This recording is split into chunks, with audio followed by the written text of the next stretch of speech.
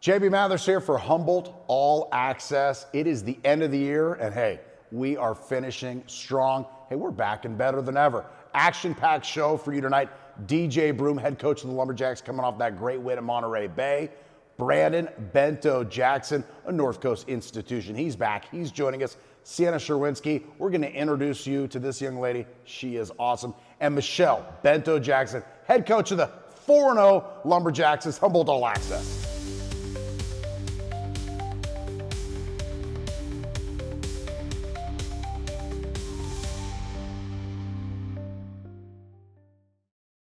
Pleasure to be joined by head coach DJ Broome. The Lumberjacks coming off a split on the road.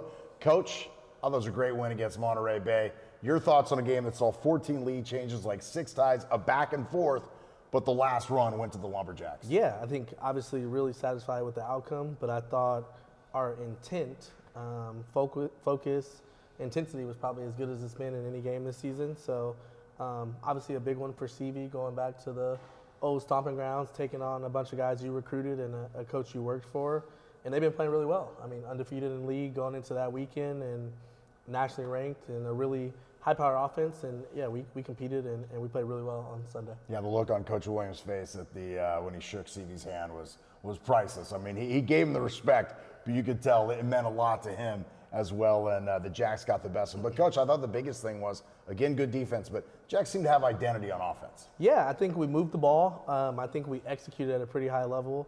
Obviously, it was on-ball heavy game planning and seeing some things we could take advantage. Obviously, having the big fella in the drop, and I thought we did a really good job. I thought Wayne was ridiculous all weekend and really good on Sunday. But we had a bunch of guys step up and play well.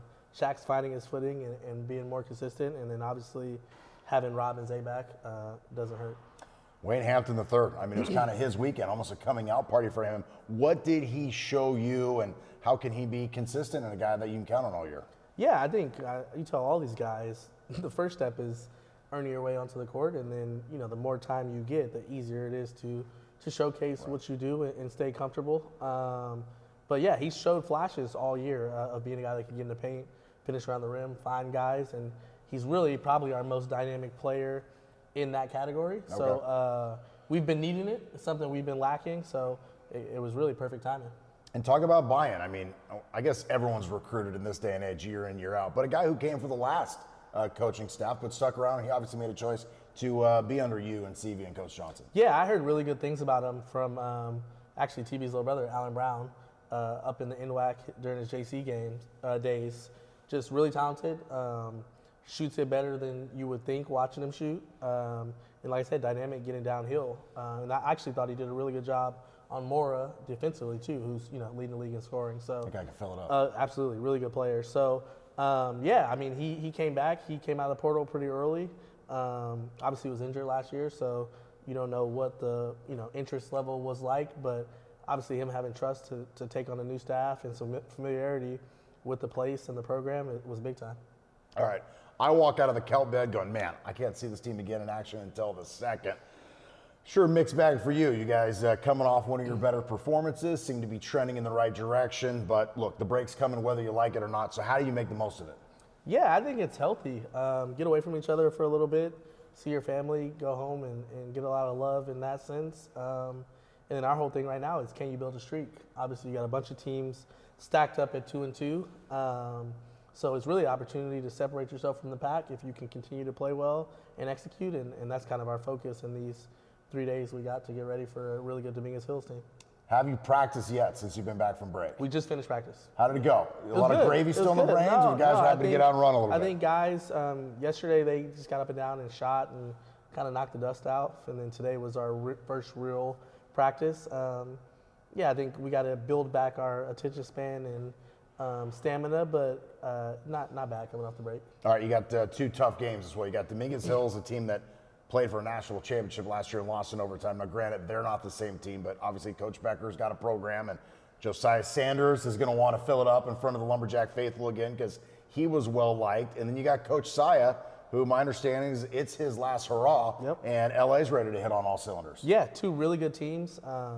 See a lot of athletes coming through here in both games. So we got to do a good job, obviously, slowing them down, Josiah has been really good for them, and they're kind of running everything through him and the point guard. So over our hands full, but I mean, see a lot of bodies, be in gaps, make tough shots, which is kind of our approach with Mora.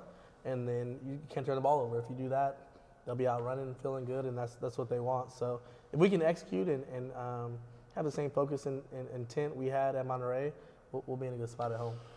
What did the guys learn at their first homestand that they can hopefully carry over into this weekend?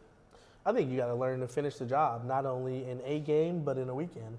Obviously, you played really well against Stanley and got a good win to open up league, and then you come out and look like a totally different team on Saturday against Merced. So I think they're continuing to learn that anyone in this conference can beat you on any given night. So you got to really bring it day in and day out. And like I said, the focus, the intensity, our intent to be a good teammate and execute has to be there for us to win games. Well, like you said a while ago, all these guys want to be pros, right? Well, you're a pro basketball player right now because there's no school. 100%. There's, Santa and mom and dad and Hanukkah and all that stuff's behind you.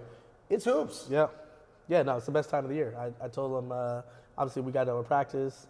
They got lunch set up and all that, but after their nap or whatever else they do, they should be finding their way back up here to make a bunch of shots. And if you can't get better in this window or be feeling really good about your game and what type of shape you're in and your body, you did something wrong. So that was kind of our message at the end of practice today. Coach, we'll see you Friday night against Dominguez Hills. Looking forward to it. Appreciate it. DJ Broome, Jacks taking on Dominguez Hills in LA all this weekend right here, Lumberjack Arena. Back with more.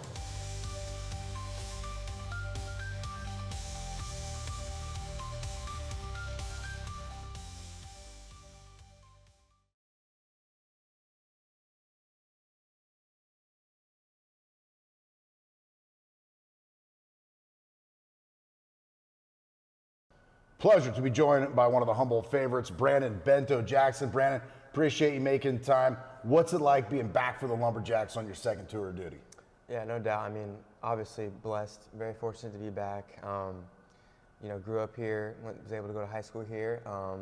So it's always a blessing to be able to play in front of family and friends and put that Humboldt uniform back on. What's it like the second time around? The first time things don't always go as planned, then you go down, reset at the junior college level down in San Diego, which I'm sure wasn't too shabby. And then maybe appreciation-wise, or how are you different and what's different this time around besides the coaching as well for you here back with the Lumberjacks? Yeah, I think a lot of it is just natural maturity and just being older. Obviously, coming in as a freshman, things are sometimes difficult, but then, now that I'm back, I feel like I'm a much better player, bigger, stronger, faster, and just, able to get back to what I was doing before and even at a higher level. Yeah, absolutely. And the Jacks, it's exciting. You guys got a squad here, kind of putting the pieces together. Talk about that maturation process for the team and just working towards, the final goal of course, winning games and doing something in March. Yeah, no doubt. I mean, like you said, I mean, this is a very tough conference, probably one of the toughest conferences in the country. So every night it's a battle, it's a war. And I think, as the season goes on, we're gelling more and more as a team. I think that's one of our biggest strengths is our chemistry as a team, even off the court. We all love each other, and that shows on the court. And we were able to get it done this last game, and we're just trying to build that going forward and just get one win at a time. Yeah, talk about that. Just this level this year, it seems like there's no really superstar team, but there's also no nights off in the CC2A. Talk about just trying to lock in and knowing that you guys got to bring your best to get wins. But if you do bring your best, you're going to get wins. Yeah, no doubt. I mean, this is a league where there's, like you said, there's not necessarily a, where you go into a night thinking you have no chance. Right. The standings don't always reflect how good these teams are. So whether it's the bottom or the top, you got to come in with the same mindset, thinking you got to play as hard as you can and focus on the scouting report and get that done. You know what it means to play here in Lumberjack Arena, and you guys have only done it twice. For all these new guys, what do you tell them about the home court advantage and how you take advantage of it? Yeah, and I think even the new guys have got a little bit of a taste of it just in our 2 home games. This community is definitely going to come out to support us, especially when we're winning and we're playing hard, we're flying around. Obviously, preseason was on the road the whole time. So. 7 straight games on the road. So a little out of the ordinary, but now that we're back and getting more into the flow at home, hopefully we start to see more and more people fill in, and it's only going to make us feel more confident. What's it like playing, the night game on a Thursday, this case Friday, and then Sunday, the day game? What's harder, mentally or physically, to get it going again? I think both. You know, obviously, like I said, every night is a war. So when you come in that 7:30 night game and you got to play 40 minutes of just tough basketball, and then you got to have a quick turnaround, forget what just happened, win or lose, and 360-degree shift on the new scouting report, the new players, and go right back to it on Saturday. Now, you said we were talking off the air. This is the best time of year. Why is it the best time of the year? Tell the folks at home why it's so good right now. Yeah, I mean, obviously the Christmas spirit and all that is in the air, but more importantly, you know, it's the best time of the year because we only have basketball to focus on, getting our work in, getting in that weight room, no classes or anything to worry about, which I know some guys, you know, it's a full-time job, but but just, you know, it's just hoop and just work for a good 2-3 week stretch and just focusing on these wins. Now, talk about playing for Coach Broome and Coach Seavey and Coach Johnson. What's it been like? You've been around, obviously, you know, a lot of very good coaches, and it starts for you at home. I mean, your mom, one of the best in the business. Your dad, Al, he's a basketball guru himself. So talk about just, you know, taking those inputs from all your experiences from different coaches and then obviously making it work for Coach Broome.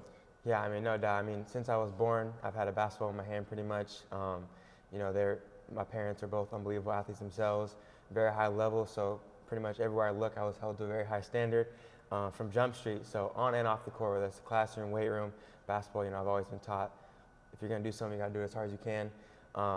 So I think just my personal standard elevates me to making sure I'm on my P's and Q's every night. And then obviously with Coach Broome, you know, doubling down on that standard as well as making sure I'm always playing as hard as I can, focusing on what I need to be doing.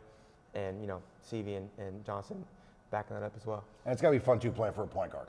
100%. I mean, he knows just as much as I do what it means to play in this community and play for this school, especially at the point guard position. So it's definitely good to get some of that feedback as I'm going on. Now, obviously, the household you grew up in, was there ever a day like maybe, you know, you didn't get the food you wanted or the allowance you wanted? You're like, you know what, Mom, Dad, I'm done with basketball. I'm not playing anymore. I mean, you know, obviously sometimes those thoughts creep in, but I mean, I love this game more than anything. And, you know, I don't know what I would do without this game. So it's always been about the work and the process, you know, getting in that weight room, getting in that classroom, getting on that court. Of course, there's highs, there's lows, there's ups, there's downs, but I think just enjoying the process and the journey is the most important part. And was maybe the holidays a little sweeter? I'm sure Mom was feeling pretty good with that 4-0 conference record. Yes, sir. Or is she a little taller walking around the house? Yeah, no, it's definitely good. I mean, you know, I love to see her get those wins. I mean, obviously our whole household is basketball oriented, so kind of the whole weight of everything depends on whether we're winning or losing. So it was nice for both of us to come off a win, but especially her having an amazing 4-0 start. Brandon, always appreciate your time. Yes, sir. Thank you. Guy who's not only played, coached, and has joined me on the airwaves for Lumberjack podcasts as well. It's Brandon Bento-Jackson. It is Humboldt All-Axess. We're up right after this.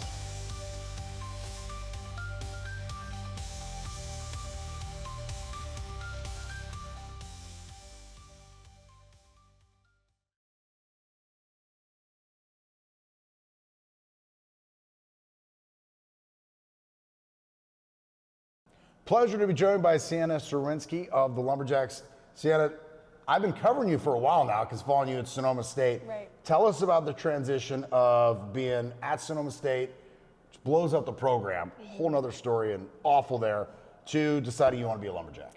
Yeah, you know, after everything kind of went down, it was kind of, you know, we were all kind of hectic to find a place, and luckily Coach B, you know, reached out to me, and it's honestly the best decision ever. I love it here. I love my teammates, love my coaches, and just fitting into the program has been really easy with the people around me.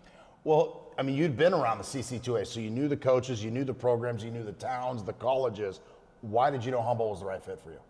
I just think the family environment that they have here, you know, it's a close town. I love how all the fans come and support us, and, you know, our coaches just give us so much confidence, and I think that's really important in the game of basketball, and I just fell in love with that.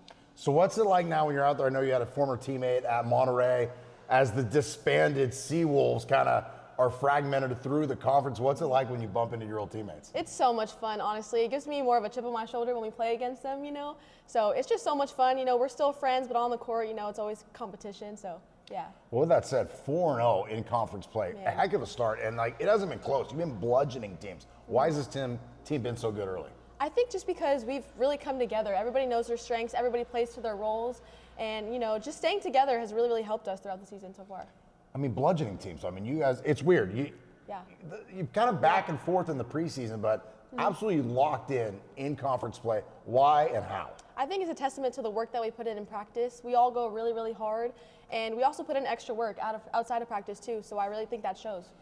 You talking about the extra work because you're going to play for Coach Bento-Jackson. You know, you're not having like a patty cake practice Right. or, you know, I mean, it's on, right? Yeah. And you knew that going into it. So talk about in today's day and age being willing to take on that challenge. I think those are the steps that you need to take if you want to be a winning team, and we've all kind of bought into doing that. We want to win. We know we can be a really good team in this conference, and that's going to show in practice whether we go hard or not go hard. So staying locked in is really what's going to set us apart. And that's something, you know, that Coach B's told me. She was like the work ethic of this team, that when you girls show up, you're ready to go to work. And even in the losses, it's not a case of effort or, you know, it's just, you know, kind of working and tinkering with things with yourselves, not about, oh, we just had an off night. For sure. And I think it's just learning from our mistakes after each game and, you know, coming together, working on what we need to work on, getting things cleaned up, and yeah. Okay, you know, like anybody, that the CC2A is a grind. Oh, yeah. 4-0 is awesome. For sure. There is a long way to go, and these games now are going to count just as much as the ones at the end of February, which will have a huge emphasis. How do you and your teammates just, you know, keep the nose to the grindstone and not try to take a step backwards? You know, I think it's just how we know we can make it in this conference, and just you know, keeping our mind on that. Like, we could really be a great team if we just stay locked in, practice after practice, game after game. And you know, this is a long season, but if we continue to go like this, it's just going to give us more motivation. Cal State Dominguez Hills, obviously a team that was unbelievable last year. Now they've lost some pieces in the new coach, but they have high expectations. LA looks like, you know, they're going to put together another good run. So with that said, what do you ladies need to do to try to defend the home court? Yeah, I mean, these are really good teams. They've always been really solid teams. I think really just playing together, not being selfish, moving the ball, and really honing in on defense. You know, that's what's going to really help us, because that's one of our biggest strengths, playing them defensively. How much nicer is it being at home on the road? Compare and contrast the two, not only from on the court, but, you know, that 72-hour stretch. Right. It's always fun to be on the road, but it gives us an extra chip on our shoulder when we're at home, because we want to defend it here. And all the fans coming in, giving us more confidence, more motivation is really just so much better, honestly. Tell us about your game. I mean, you've run the point. You can go off guard. I bet Coach can even put you down to the three. Where do you see, if someone was going to describe yourself, or you had a quick little blurb about your game, how would you sum it up? I would say I'm really just a combo guard. I like to lead my team, you know, get them in the right spots, get us going. I try not to be selfish. You know, my shots will go in, my shots will fall. That's great, but I really want to get everybody involved. And I think that shows the team. You guys don't appear to be selfish. I mean, you've got players who've been in and out of the starting lineup, and there's not a superstar on this team. And it seems like any given night, For sure. somebody can start. Talk about how you get to that level and how much fun it is just knowing it can be anybody's night. Yeah, I know. We play with a lot of confidence and a lot of trust in each other, and I think that really shows. Like you said, anybody can really score on any given night, and we all love that. We all support each other in that, and nobody really wants to be the superstar. Everybody needs to shine, so yeah. With that said, as a guard, when you are running that PG, how much fun is it knowing that, you know, you got a Jordan Smith or, you know, Kiori Lloyd down there in the post who can help you pad your stats as well? I think that helps a lot, you know, like they can catch the ball, they're always in the right spots, and they defend well too. If you get beat, they're there to help you right there. So it's really just awesome, and we all just kind of flow with that, so yeah. Can you believe Jordan's 17? It's crazy. It's actually her birthday today, so Okay, she's 18 today. 18, all right, she's an adult. There yeah, we go. right, I know, but it doesn't look like it. She plays like a vet, so yeah. This time of year is great. No class, I'm sure you're missing it, but a chance to focus on other stuff. When you're not hooping, what's Sienna like? You know, I just like to chillax with my roommates. My roommates are Kaya and Riley, so we just kind of like chill. We like to go eat, you know, just settle down and rest. Rest is really important this time of year. Are you a New Year's resolution person? Not exactly. I don't know. I just like to stay consistent throughout, so. Well, 4-0, stay consistent, and Right. I think a lot of smiles around campus. Sienna, hey, as always, appreciate your time and keep up the good work. Thank you so much. We are ecstatic that you came up the 101 to Arcata after too. leaving Runner Park. Me too. Thank you so much. Sienna Cherwinski joining us right here. When we come back, Michelle Bento-Jackson, the Lady Jacks 4-0 in conference play, looking to run that to 6-0 this weekend.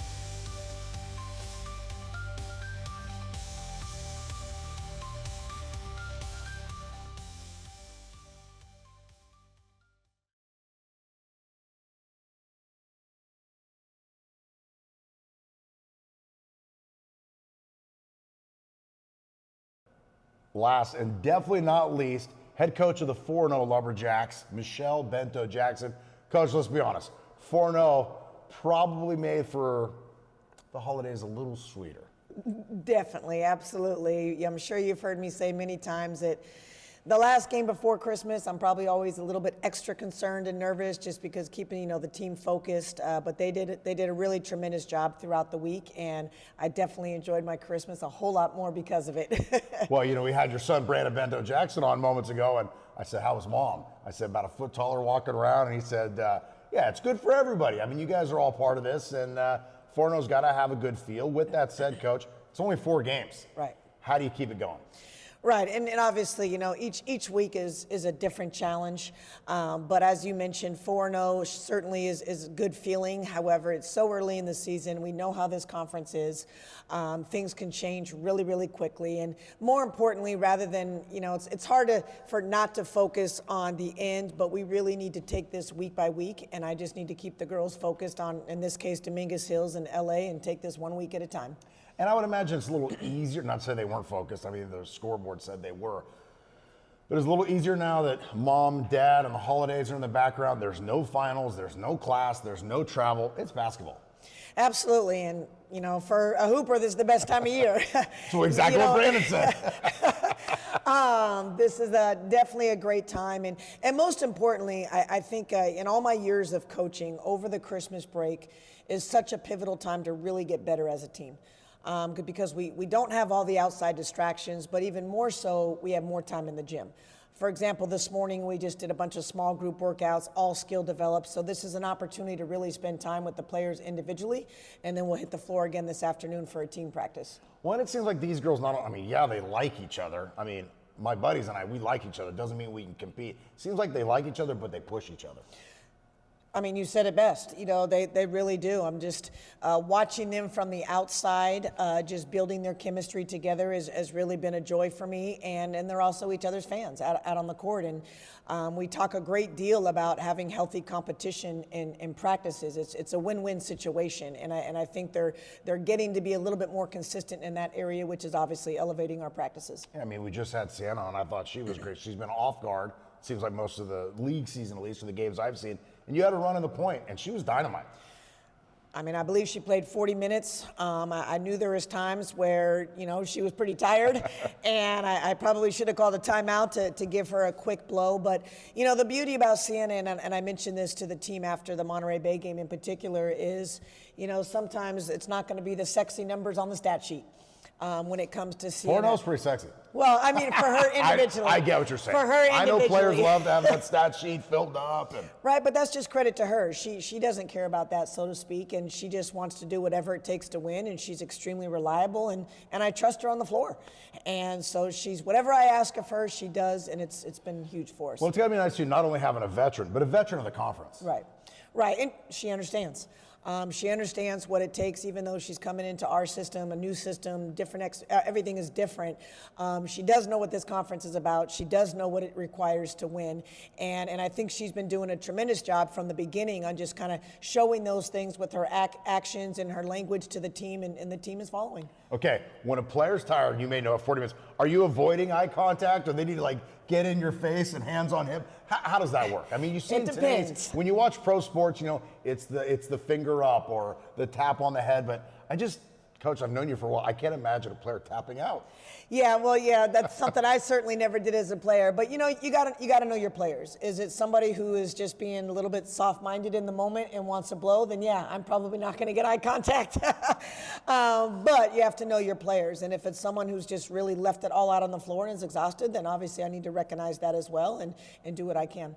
What is a legit time to refuel or re-energize on the bench? Or is it different for players too?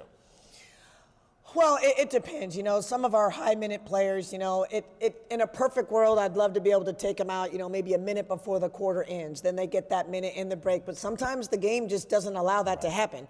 And so as much as I go into the games with a certain game plan, so to speak, even with substitutions, it doesn't always pan out that way. Haven't had a chance to ask you yet, but of course had Brandon on moments ago. How much fun has it been having Brandon back?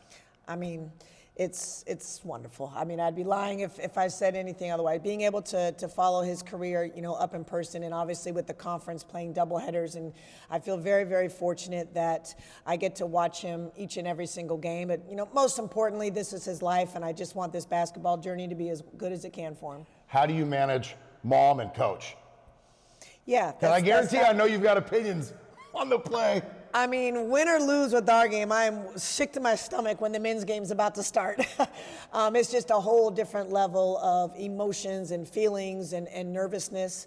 Obviously, you want the best for him and the team as a whole. And so I definitely have tried to learn how to handle both. I'm not always great at it, but... I mean, I'm not a parent, but I assume you're probably more nervous for his games than yours. Oh, absolutely. It's not even close, actually. Well, Coach, we didn't get a chance to talk about Dominguez Hills in LA. I know that you're going to have your work cut out. Those teams have high expectations. I mean, Dominguez Hills, different than last year, but I mean, come on, they're coming off a national championship run, so they're going to be ready to go. So we'll discuss in the pregame on Friday. Good luck this weekend and appreciate you swinging by. All right, thanks, JB. All right, another great edition of Humboldt All Access.